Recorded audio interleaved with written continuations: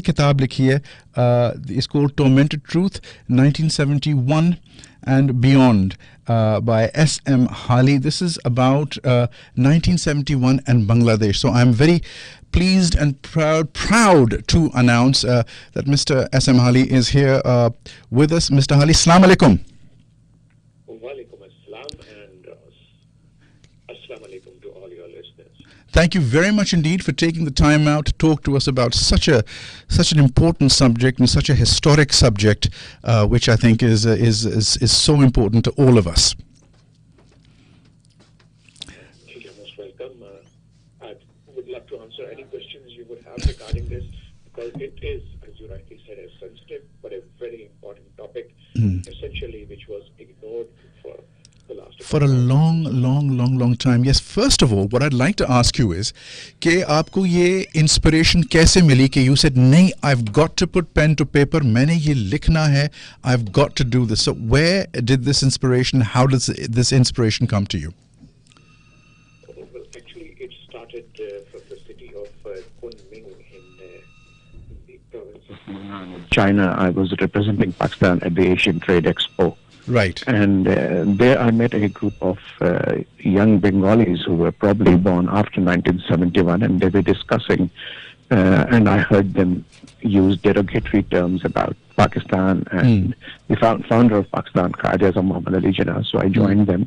Right. I introduced myself as a Pakistani, and I asked them about it, and they said that, well, this is what we have been taught, and we have been told that Pakistan was the aggressor, and Pakistan and the Qaeda Muhammad Ali Jinnah was responsible for it because he had introduced Urdu as the national language of Pakistan and not Bengali, which led to riots and so on. And then they went on talking about the 1971 war and talked about allegations of rape and genocide. So I asked them, where did you get this information? And I was shocked and appalled when they told me that it is mentioned in their textbooks. Right. And so, and I recall that in the Pakistani textbooks, unfortunately for our children, there's only one paragraph which mentions that in 1971, Pakistan went on war with India. As a result, we lost our eastern wing, which became Bangladesh. There is just no discussion. So it really hurt me, and that is the time I decided that I got to put, as you said it, to put pen to paper, but first I've got to carry out a very thorough research and all the myths that have been created. And I started researching, and then the more I dug deeper, I found out that Pakistan has been a victim of not only allegations but falsehoods which have been spread and have been spread so widely that people have started accepting as the truth, and not only as the truth, but some Pakistanis themselves, they have started doubting. And 2014, what's her name, Sheikh Hasina Wajid, Prime Minister of India, she instituted an award called the Friends of the Liberation War of 1971 and Independence of Bangladesh,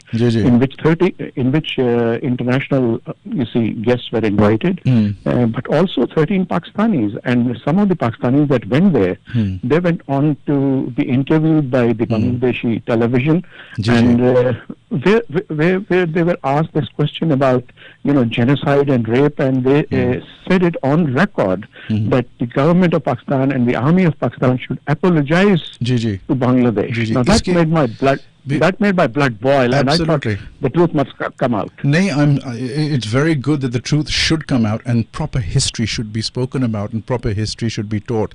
लेकिन मैं ये देखता हूँ कि एक बात के पीछे कर करके कह के until it becomes some kind of a truth thing for people to understand, because they don't understand history properly, and because this hasn't been researched. So I mean, as you said, this is appalling that it hasn't been, and there shouldn't be just one sentence about this. There should be pure, proper, mature education about this. I do understand that both sides or three sides are to blame for whatever happened, but then you see, I've also been hearing about the myths of the rape cases, about other types of myths of loot and plunder, and this is what I wanted to also talk to you about and get your point of views on this, because you, mashallah, are a myth buster. Well, thank you so much for having me on your show, because it gives me the opportunity to talk about it. Yes. And what is, you see, important is that there are always two sides of a picture. One has to be objective, and both sides must be viewed, with an open mind. Yes. This particular year happens to be the 50th anniversary of the war. And at this juncture, the Indian propaganda is at its peak. There's a crescendo.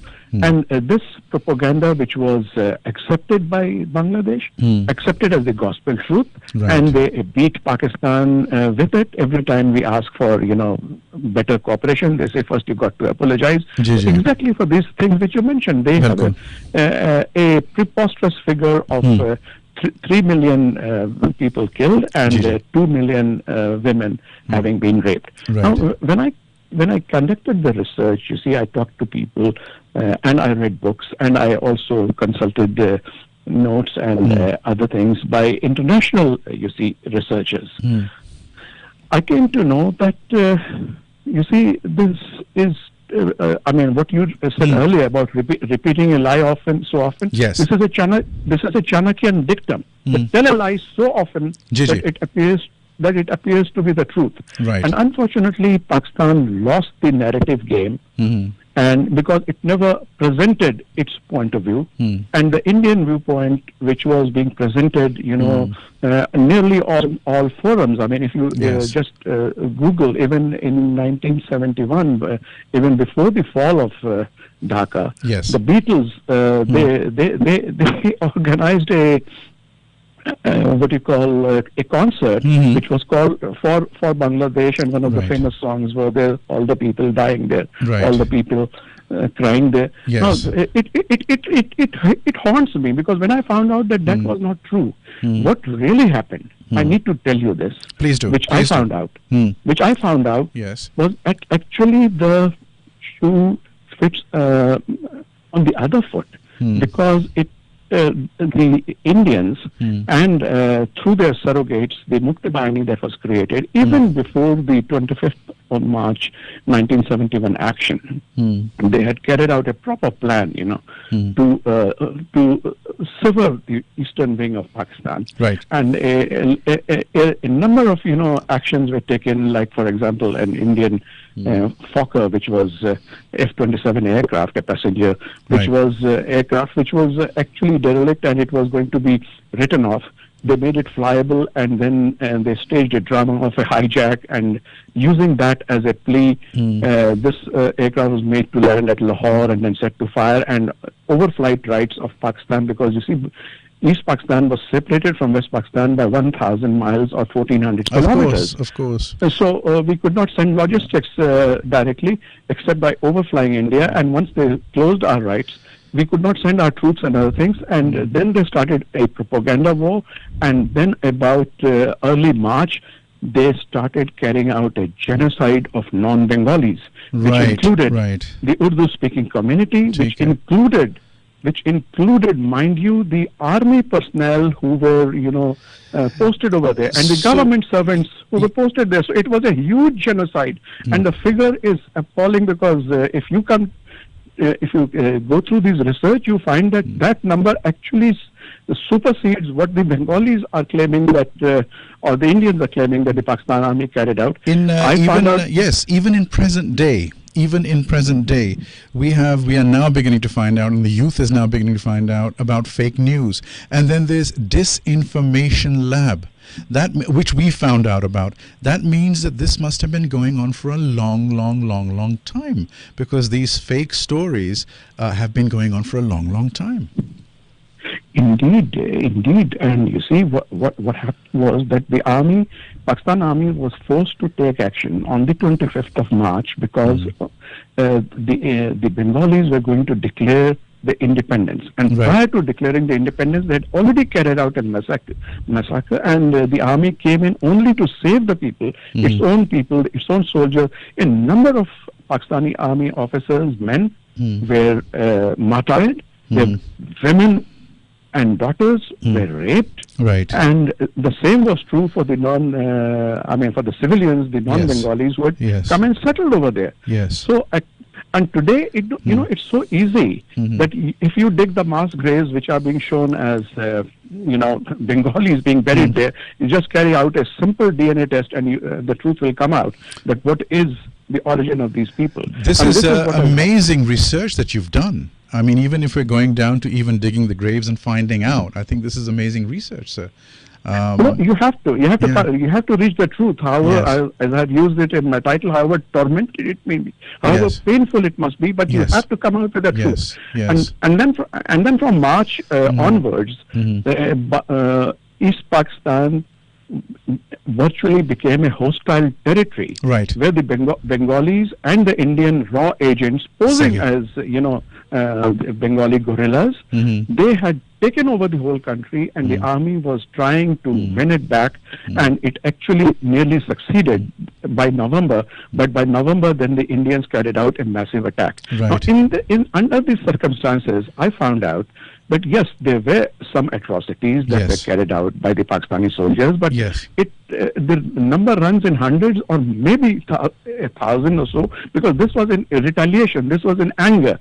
So they've, of course, exaggerated it and put a myth on it and put fake news on it, of course. And this is very important for us to know and for all our people to know. I want to take this opportunity, sir, in thanking you so much indeed for coming on to the program and telling us this. I hope that one day you'll be able to make it to our studios, because I think that we need longer time on this, and that if you could spend about an hour with us, it will be nice to go through this book. First of all, personally, thank you very much indeed for writing this book.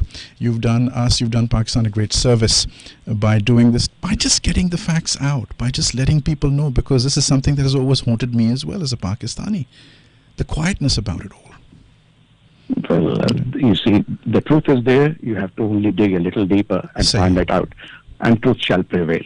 Thank you very much indeed, sir. Thank you very much for calling, and God bless you. Thank you. Thank you so much. Thank you. Bye-bye. Bye-bye. And there we have it, ladies and gentlemen, Mr. S.M. Hali talking to us about the book that he has written. And again, it's a very, very important factor, because we've got to get a history right. अगर history सही नहीं है, अगर कुछ और बताया जा रहा है, या एक sentence में कुछ बताया जा रहा है, so that is, it's a bit of a problem for that to actually happen. So